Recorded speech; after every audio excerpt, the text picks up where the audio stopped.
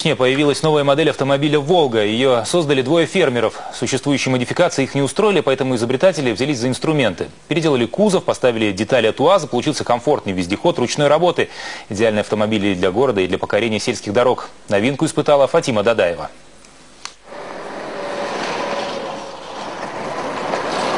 Эти машины нигде не купишь, потому что сошли они не с заводского конвейера. Их производитель – местные кулибины, братья Исмаил и Джабраил Мисирхановы. Это машина «Волга», полноприводная, легковой пикап. Значит, здесь сочетается три машины в одной.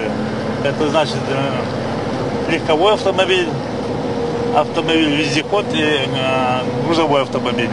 Три в одном. Машина точно не женская. Чтобы просто подняться в салон, нужно специальное приспособление подножка. Высота порога составляет 40 сантиметров.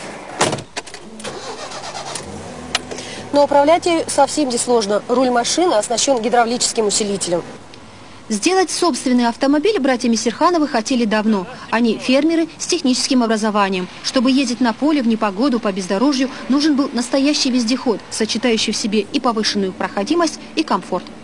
На всякий случай есть еще и лебедки, так что на этой дороге мы точно не останемся. Новый внедорожник в Чечне пользуется большой популярностью. На него заглядываются не только в родной станице Асиновская, но и повсюду, где появляется машина. Каждый сходит по-своему с ума.